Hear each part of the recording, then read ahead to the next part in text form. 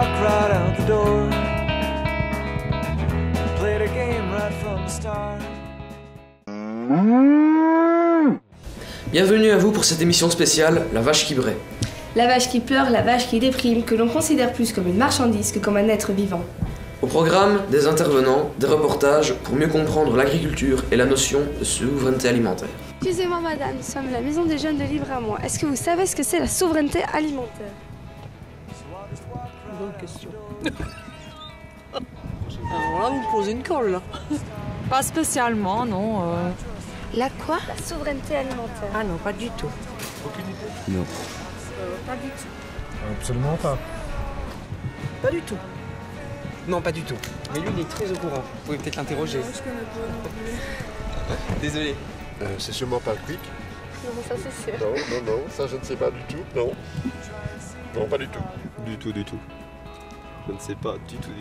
Je ne sais pas ce que ça veut dire, souveraineté alimentaire. Ça a un rapport avec l'agriculture. La mondialisation. Souveraineté, souverain. Hein? C'est quoi? Ah ben je vous le demande. Ben non, mais je vous pose la question. Souveraineté, c'est avec quelqu'un de plus puissant.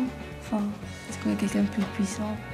Alimentaire, c'est l'alimentation, donc c'est ça pourrait être ce qu'on mange le plus souvent, ou je sais pas. C'est ce qui prime par rapport à la consommation, donc choses d'élémentaires comme le pain, le lait. Je sais pas c'est quoi. Je sais pas c'est quoi. Pour moi, la souveraineté alimentaire, je ne sais pas très bien c'est quoi. C'est tout ce qui est en rapport avec l'alimentation, les agriculteurs et tout ça. Le bien-être de manger, donc il faut manger pour vivre, non vivre pour manger. Et il faut manger équilibré si on veut rester en bonne santé. Pour moi, la souveraineté alimentaire, c'est... Enfin, mais j'en sais rien en fait.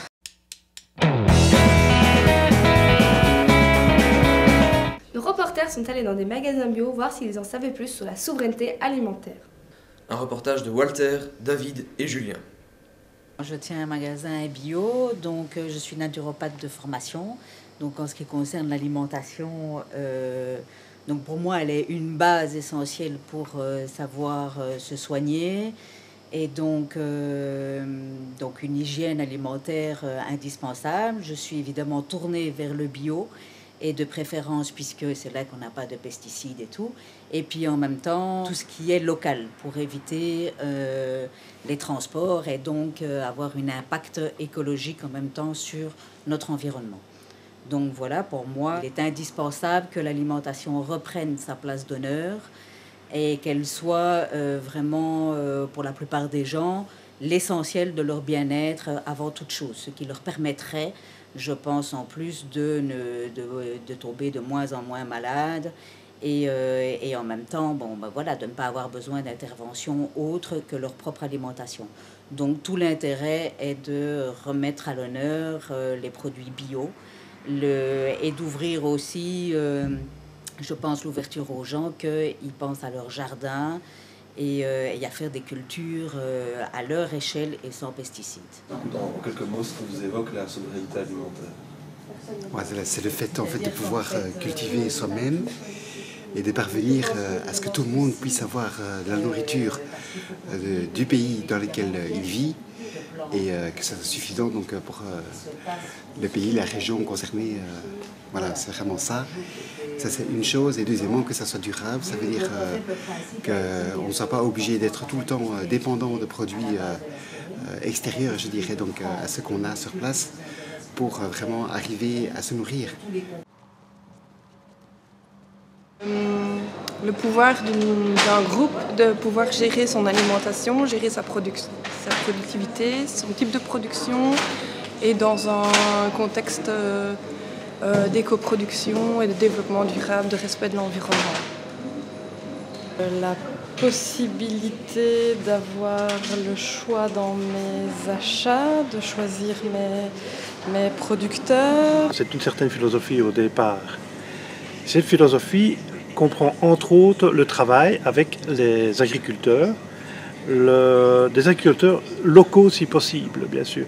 C'est toujours dans la mesure du possible. On va travailler avec des agriculteurs locaux, des distributeurs locaux, des petits si possible, mais pour pouvoir apporter justement ce pouvoir entre guillemets de chaque agriculteur qui reprenne en main son avenir, parce que on sait que pour le moment c'est très difficile pour eux. Souveraineté alimentaire, c'est avant tout la possibilité pour un peuple, pour une région, pour un pays, de produire sa nourriture et d'être autonome et autosuffisant en matière de nourriture. C'est aussi pouvoir contrôler la qualité de ce qu'on mange et la façon dont on les produit. Enchaînons dès lors avec notre première invitée, Danielle Leclerc, bénévole et animatrice chez Oxfam. Bonjour Madame Leclerc. Bonjour. Pourriez-vous nous donner votre définition de la souveraineté alimentaire et nous en dire un peu plus à propos de ce sujet? Alors moi je suis membre de la famille Oxfam, donc c'est par rapport à ça que je vais réagir. Je pense que le mot souveraineté, c'est peut-être un mot qui peut vous paraître compliqué aux jeunes, mais c'est très simple. Est souverain celui qui est maître de sa destinée. Chez nous à Liège, parce que je suis d'origine liégeoise, on dit « pauvrement sa maison est roi ».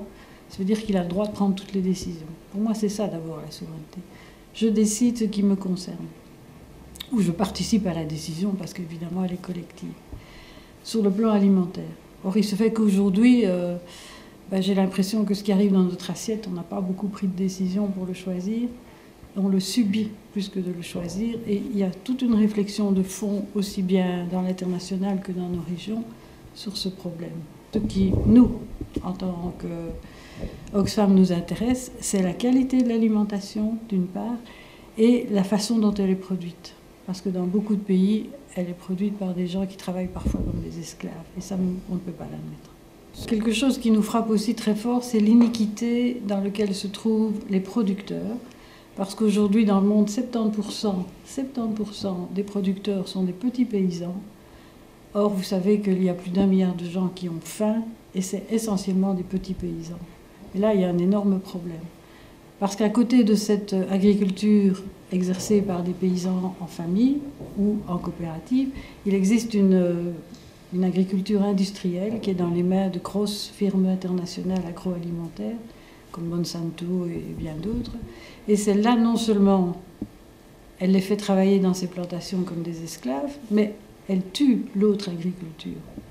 Et donc ce sera un problème pour tout le monde, aussi bien pour les producteurs, mais aussi pour les consommateurs. Parce que cette agriculture industrielle, on pourrait en parler longtemps, mais elle a d'énormes inconvénients, elle pollue, elle accapare les terres, et donc elle chasse des paysans de leurs terres pour pouvoir s'en emparer. J'ai un exemple tout récent qui m'a frappé il y a 3 jours quand vous m'avez invité à ce stage. Nous avons des partenaires petits paysans producteurs de cacao en Côte d'Ivoire. Et puis j'apprends qu'une société boursière, qu'une société ici en Belgique se met en bourse qui s'appelle Cacao, 2KO. Et elles se vantent de pouvoir exploiter, je n'ai plus le chiffre en tête, mais c'est quelque chose comme 3000 hectares de terre. Ces terres, elles appartiennent à quelqu'un, ils les ont pris. Eh bien, évidemment, ils vont cultiver d'abord leur cabosse de cacao et puis fabriquer leur chocolat à des prix défiant toute concurrence, et ils vont faire mourir tous les autres petits producteurs de Côte d'Ivoire. Pour mieux voir le fossé qui existe entre ces deux modes de production, nous sommes allés recueillir les réactions chez les jeunes de la Maison des Jeunes Libre à Toi. Des réactions tout en nuances. Bien. Pas bien. We took a Greyhound to the line. She's feeling nuts and letting all the time. Jesus, freak, you're such a fool. I say Satan loves you, so cool. She's a socialist of the highest degree. I'm a communist. Your mother hates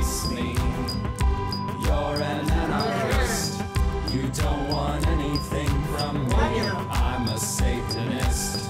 At least that's what I think I might be. At least that's what I think I might be.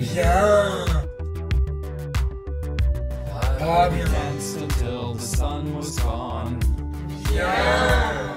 She weeps to all her favorite songs. She says I'm so lonely, it's a crime. I say Satan's friendly all the time. She's a socialist of the highest degree. I'm a communist. Her mother hates me. You're an anarchist. You don't want anything from me.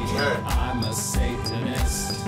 At least that's what I think I might be. At least that's what I think. Quelle acuité de la part de ces jeunes. Plus sérieusement, quelles sont vos missions par rapport à ce sujet? Alors chez Oxfam, on a plusieurs branches. Il y a une branche qui s'appelle Oxfam Solidarité et qui s'occupe plus des missions d'urgence. Je vous en donne un exemple. Quand il y a un tremblement de terre comme à Haïti ou au Népal récemment, ou quand il y a des guerres comme en Syrie, la branche d'Oxfam s'occupe d'aider les gens en leur apportant des tentes et de l'eau. L'autre branche d'Oxfam qui intervient beaucoup plus là-dedans, c'est Oxfam Magasin du Monde. Nous avons créé il y a un peu plus de 30 ans des magasins du monde, comme on les appelle, dans la plupart des villes de Belgique. Et dans ces magasins, nous vendons des produits alimentaires qui proviennent toujours de la production paysanne et que nous achetons directement dans les pays du Sud. Au départ, c'était uniquement dans les pays du Sud, comme du café, du cacao, que nous achetons à des coopératives. Donc nous demandons à ces paysans de se regrouper en coopérative parce que c'est plus facile pour pouvoir aller directement. De ce fait-là, nous évitons tous les intermédiaires et c'est le paysan qui gagne un peu plus. Depuis quelques années aussi, on s'est rendu compte que c'était bien d'aider les petits paysans du Sud, mais que dans le Nord, ici même dans notre région, il y avait aussi des paysans qui avaient besoin d'aide, qui étaient en train de mourir. C'est pour ça que depuis quelques années, dans les magasins Oxfam, on trouvera aussi, je vais vous citer des exemples, du sirop de liège, des lentilles du sud de la France. Ça a d'ailleurs commencé par la Grèce et l'Espagne, et je suppose que vous comprenez pourquoi, parce qu'à cause de la crise, ces pays étaient vraiment en grosse difficulté. On a commencé par exemple par des olives de Grèce. C'est le principe de ce qu'on appelle le commerce équitable, c'est-à-dire que celui qui produit soit payé correctement par rapport à ce qu'il vend. Mais le commerce équitable a encore un autre aspect qui me paraît tout aussi important, c'est qu'en plus de leur acheter leurs produits, on leur donne une prime de développement. Et cette prime, ils sont obligés de l'utiliser, non pas pour acheter des machines, mais pour des problèmes, pour résoudre des problèmes sociaux. Par exemple, créer une école, créer un dispensaire. Ils obligent aussi les travailleurs à accepter les femmes dans leur centre de décision. C'est pas toujours si évident, quel que soit l'endroit du monde. Et ils interdisent le travail des enfants. Ce qui nous paraît ici en Europe normal, mais je vous rappelle quand même qu'il y a à peine un siècle, hein, c'est seulement depuis 1912 que les enfants sont interdits de travail en Belgique. Eh bien, merci d'avoir été avec nous sur ce plateau. Avec grand plaisir, et vous êtes les bienvenus dans nos magasins ou dans nos équipes pour une animation quand vous voulez. Merci beaucoup.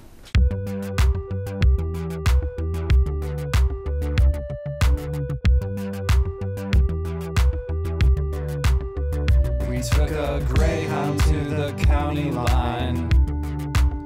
She's reading Marx and Lenin all the time. Passons à présent à un petit moment culinaire avec notre pétillante Amé. Une recette alternative au ketchup industriel, simple à réaliser chez soi. Les oignons, c'est pas gai à couper, mais il en faut pour votre délicieuse recette de ketchup. Pour de grosses quantités de ketchup, épluchez 6 gros oignons et 6 échalotes. Pendant ce temps, portez à ébullition une marmite d'eau. Dans une autre casserole, faites suer les oignons et les échalotes dans un peu d'huile. Incisez en croix les tomates, elles seront plus faciles à monder. Ensuite, dans la casserole des oignons, ajoutez 2 cuillères à soupe de cassonade, un bon filet d'huile d'olive. Plongez-y les tomates quelques secondes. Ensuite, retirez-les et faites-les tremper dans de l'eau froide afin que la peau se décolle toute seule. Videz les tomates des pépins et ne gardez que la chair. Ajoutez les tomates aux oignons et échalotes et laissez compoter pendant environ 30 minutes à 1 heure. Ajoutez 2 cuillères à soupe de vinaigre, salé et poivré. Mixez le tout. Rectifiez l'assaisonnement et ajoutez de la sauce Worcestershire, un pot de concentré de tomate. Remixez bien le tout pour unifier le mélange. Laissez refroidir. Bonne dégustation.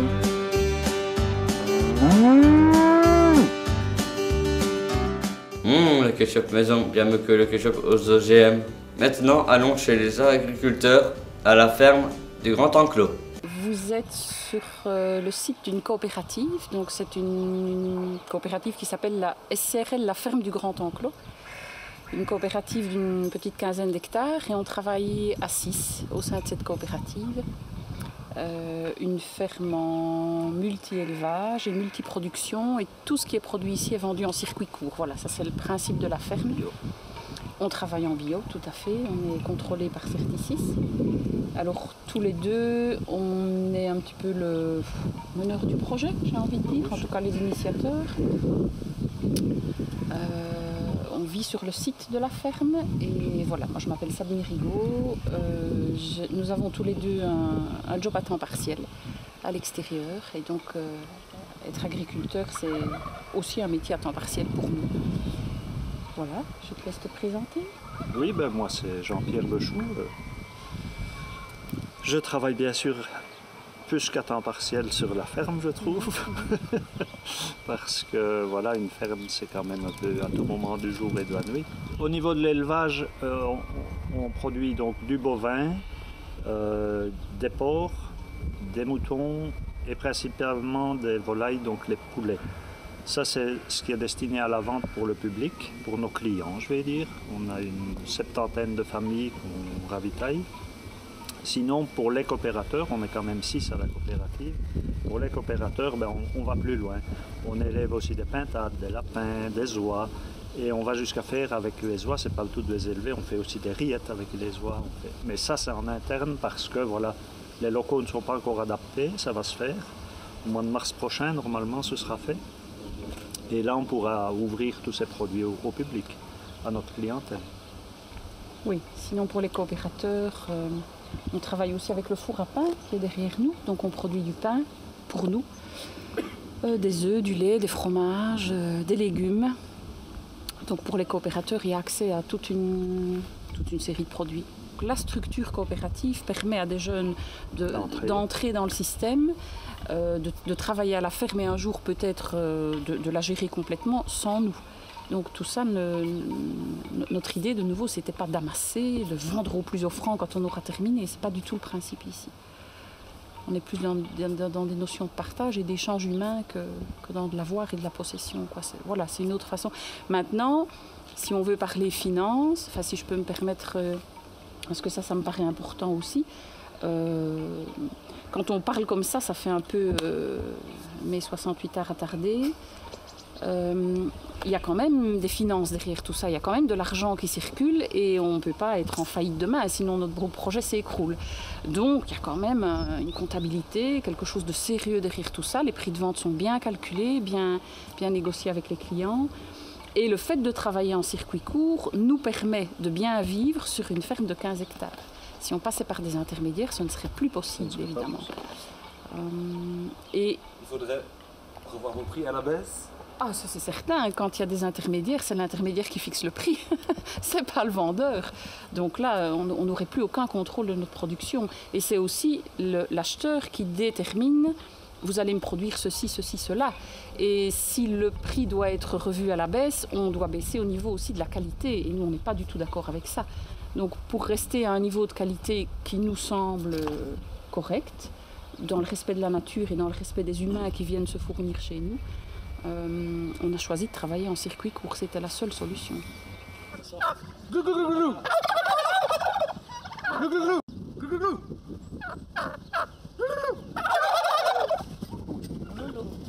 gentil, hein? On te prend en photo, tu vois, comme c'est dit. On travaille ensemble et on retire directement notre production pour la consommer. Donc on est très peu dépendant de l'extérieur. On veille aussi à partager tous ces savoirs-là parce qu'on organise régulièrement différents ateliers autour de l'élevage, autour de la transformation du porc en charcuterie par exemple, comment plumer un poulet, comment vider un poulet. Donc on réapprend aux gens autour de nous à se réapproprier un peu tous ces petits savoirs-là qui faisaient partie du quotidien de toutes les familles ici en Ardennes et partout ailleurs. Et un autre intérêt économique à ce qui se fait ici, et ça c'est peut-être un message à faire passer à des collègues agriculteurs ou des jeunes qui voudraient se lancer dans l'agriculture. On n'est pas très dépendant, voire même pas dépendant du tout des crises que traverse l'agriculture. Justement parce que c'est nous qui déterminons notre façon de travailler, la marge bénéficiaire dont on a besoin pour vivre correctement et pour que le client soit content. Sur des petites surfaces comme ça, les gros soucis sanitaires qu'on a pu traverser avec la vache folle, la crise du porc, etc., nous, on n'a rien vu de tout ça ici. On est en pleine crise du lait pour le moment. Je suppose que vous entendez dans les médias sans arrêt parler de ce genre de choses. Ici, on n'a aucun souci avec ça, évidemment. Notre prix est resté stable. Et tu verrais mes enfants? Pique-leur une patate dans l'assiette, tu vas voir.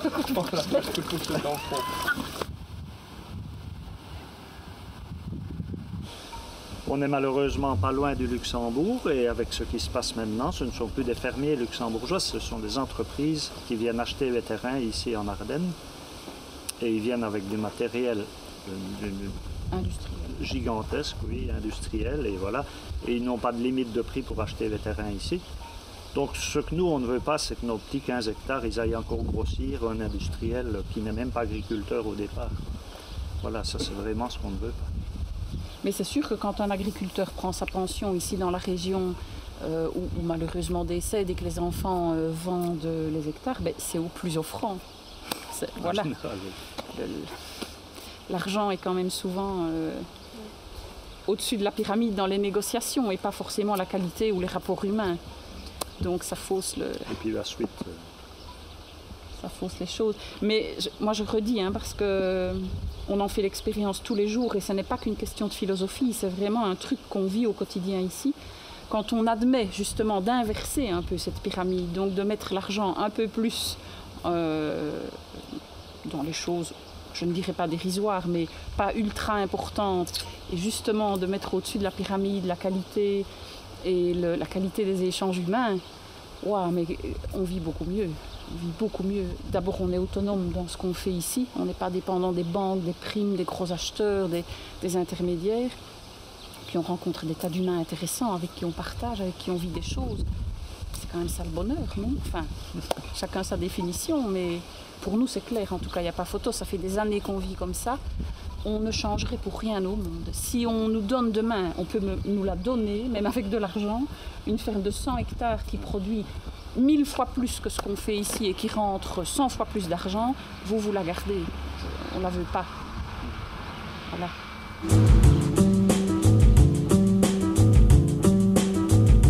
Maintenant, passons à une séquence faite par deux de nos collaborateurs. Mesdames et messieurs, voici les planqués.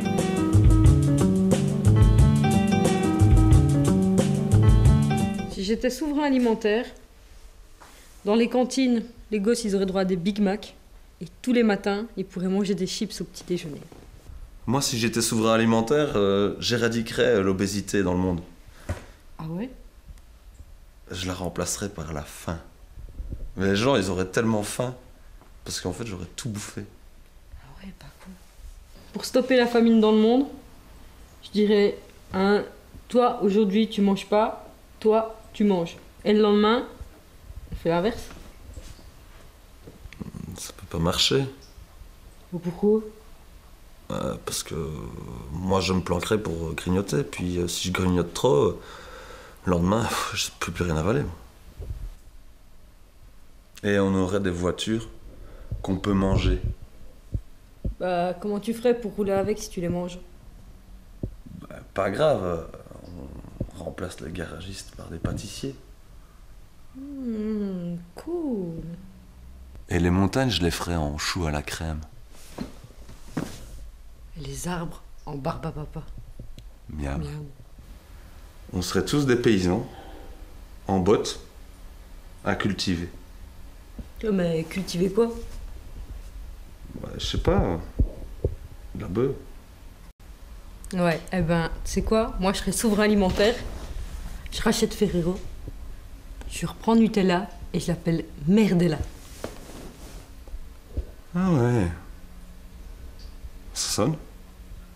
Et moi, je forcerais les choux de Bruxelles à rentrer dans la bouche des enfants. Énorme. Mais les enfants, alors, ils sortiraient pas des choux. C'est les choux qui sortiraient des enfants.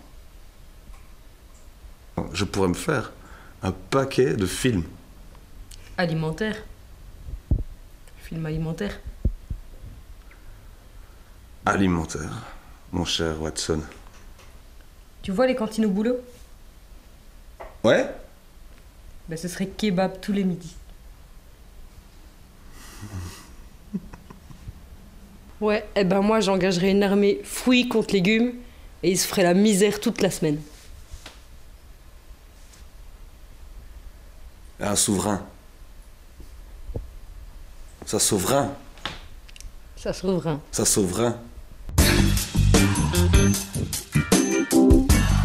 Et maintenant, nous allons accueillir René Colin, ministre de l'Agriculture au gouvernement wallon, pour recueillir son avis sur le sujet. Tout d'abord, bonjour Monsieur le Ministre. Alors, je vais commencer avec ma première question. Si je vous dis moins 75% en 50 ans, qu'est-ce que ça vous évoque? C'est la diminution du nombre d'agriculteurs chez nous. En réalité, on a une perte d'exploitation agricole très importante, année après année. On constate que les jeunes ont du mal à s'installer parce que les jeunes ont des inquiétudes par rapport à l'avenir de l'agriculture. Pouvez-vous nous expliquer brièvement la situation et que proposez-vous pour aider les agriculteurs et les jeunes agriculteurs surtout qui s'installent dans le métier?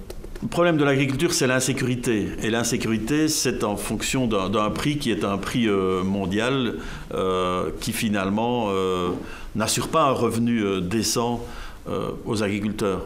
Parce que le prix, il est fixé au niveau mondial. Et c'est le prix de référence qui est choisi, c'est le plus bas. Alors, vous avez en plus des coûts de revient, des coûts de production qui ne sont évidemment pas du tout les mêmes chez nous que dans d'autres continents. Ici, on a des normes sanitaires, environnementales, sociales qui sont totalement différentes. Donc, je crois que c'est très important que l'on fixe un cadre et que, comme on vient de le décider pour la Wallonie, on donne une priorité à l'installation des jeunes. Que lorsqu'il y a une aide aux investissements, eh bien, on aide davantage les jeunes. Qu'aussi, on aide les jeunes sans les forcer à s'endetter. Et c'est le sens des mesures que je viens de prendre au niveau wallon. Mais au niveau européen, il faut qu'il y ait aussi de nouvelles décisions qui soient prises. On a supprimé les quotas laitiers, par exemple, mais on ne les a remplacés par aucun système de régulation. Lorsqu'il y a un déséquilibre important, eh bien, il faut une intervention publique. Le libéralisme à tout vent, ce n'est pas une solution pour le monde agricole et ce n'est pas une solution pour amener des jeunes à croire dans ce métier, qui est un beau métier, qui est contraignant, qui est difficile, mais qui est un métier passionnant. Est-ce que vous accordez une attention particulière à la solidarité envers les pays du Sud? Je crois que c'est très important d'avoir cette solidarité, d'abord parce que c'est une question de morale, c'est une question d'éthique, mais c'est aussi une question d'équilibre mondial. Je pense qu'on n'a aucun intérêt à être inattentif au réchauffement climatique, à la désertification qui pourrait s'accentuer. Et vous connaissez toute la difficulté de la migration politique, mais aussi les difficultés d'une éventuelle migration économique. Il faut aussi avoir le même regard sur la situation dans les autres continents que celle que l'on a chez nous. Chez nous, on privilégie les circuits courts. On essaye de favoriser la transformation sur place. Quand un agriculteur peut prendre sa matière première et la traiter lui-même, la valoriser, la commercialiser, évidemment, il consolide son revenu. C'est très important qu'on ait le même regard par rapport aux populations d'autres continents et qu'on les encourage à être d'abord maîtres de leur production, d'être responsables de la terre et de pouvoir aussi valoriser leur production. Les agriculteurs, ils ne sont pas seulement là pour gagner leur vie, ils ont d'ailleurs du mal à le faire, ils sont là aussi pour répondre à un enjeu de société, un enjeu économique. C'est un nombre d'emplois qui reste important. C'est surtout tous les emplois directs et indirects, les fournisseurs, les transformateurs, la distribution, etc. Les emplois dans le tourisme, qui sont des emplois indirects. C'est aussi, évidemment, j'aurais dû commencer par là, les garants d'une alimentation de qualité et d'une indépendance alimentaire, c'est quand même très important. 3, ce sont vraiment des acteurs de territoire pour maintenir un environnement de qualité dans un territoire donné. Et en même temps, ce sont des gens qui, en menant leurs activités, embellissent et consolident la beauté d'un territoire. Donc ça, c'est un enjeu de société. Ce n'est pas un enjeu professionnel, sectoriel, syndical. Ça ne concerne pas que les 12 000 familles d'agriculteurs wallons. Ça concerne toute la société wallonne. Merci beaucoup d'être venu répondre à nos questions. Ça nous fait plaisir. Merci à vous. Et tout de suite, la météo des légumes. Manger local et de saison. En novembre, comme vous le savez, vous pouvez manger à volonté des brocolis, des mandarines, des artichauts, des carottes, des échalotes, des bêtes, des courgettes, de l'ail, du cerfeuil, du fenouil, du potimarron, du chou, des navets, des oignons, des poireaux, des pommes, des kiwis et des noix, mais aussi des filles, des amandes, des poires et des noix. Cependant, aux fruits importés, si certains sont bio, d'autres ne le sont pas, idem pour les légumes. Pensez aux fraises d'Espagne ou d'autres pays où les pesticides sont vaporisés à foison et te donnent des boutons. Faites attention à ce que vous mangez. Et tout de suite, une interview d'Ariane Charrière, militante du MAP, Mouvement d'Action Paysanne, une interview de Walter.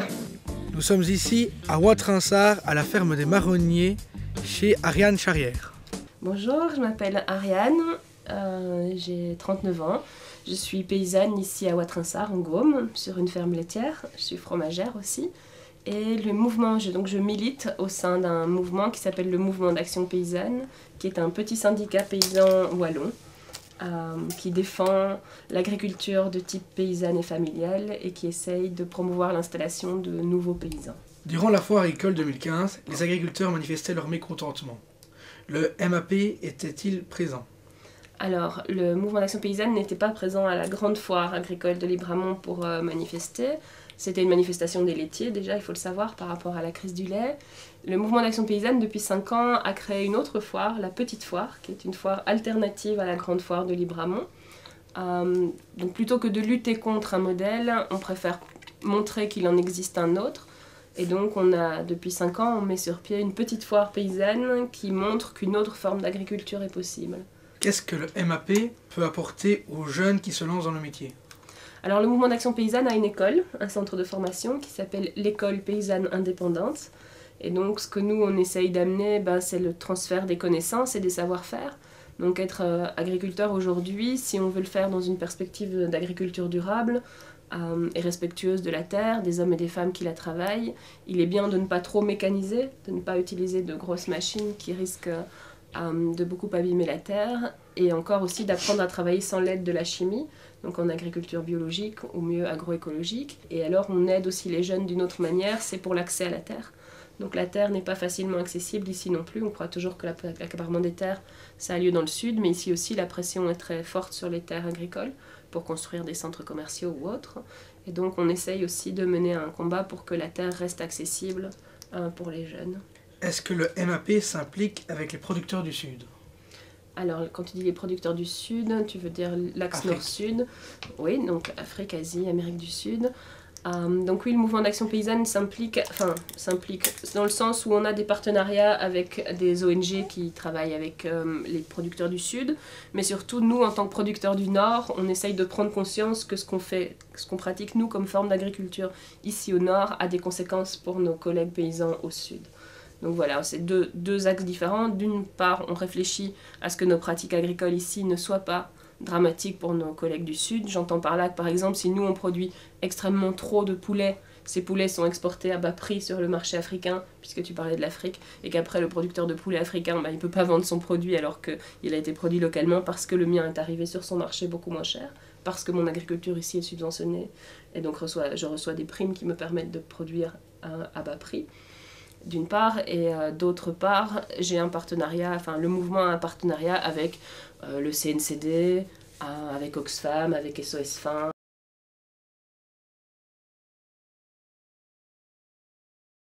Le MAP, c'est principalement des paysans et des paysannes qui répondent à la définition de l'agriculture paysanne, qui est donc une agriculture respectueuse de la terre, des hommes et des femmes qui la travaillent, des animaux, mais aussi, et ça c'est une petite chose qu'on oublie souvent, qui est respectueuse de ceux et celles qui vont consommer les produits issus de cette agriculture. pour nous, il est respectueux de vous transmettre une nourriture qui vous nourrit et qui ne vous détruit pas.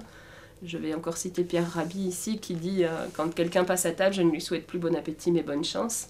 Parce que voilà, la nourriture issue des circuits industriels contient tellement de choses qu'elle n'est pas bonne pour notre corps.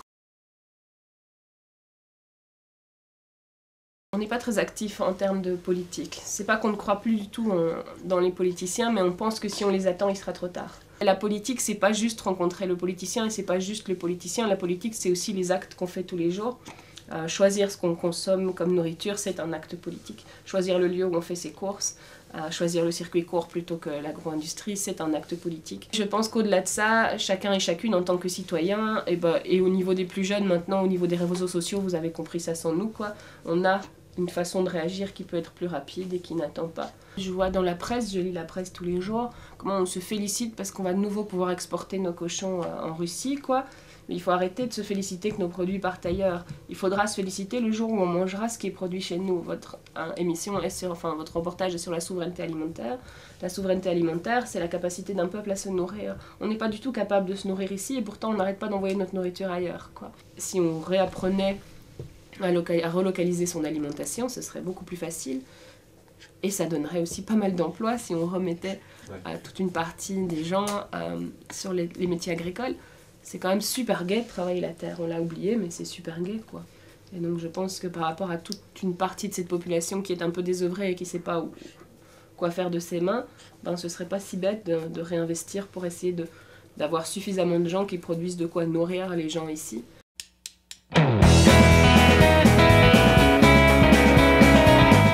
Nous remercions notre intervenante Ariane Charrière pour cette entrevue. Cette émission touche à sa fin. Nous espérons qu'elle vous aura aidé à mieux comprendre les enjeux de l'agriculture dans la société actuelle. Comme vous avez pu le voir, plusieurs actions existent, alors agissez! So I'll just walk right out the door. Played a game right from the start. I trust you, you used me, and now my heart's all torn apart. I'm sailing on. I'm moving on. Sail on, sail on.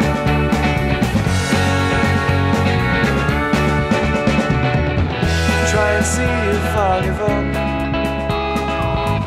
but there wasn't any luck. It's a fact of life. That's a game, some games of strife. Everything is all in strife. I'm saying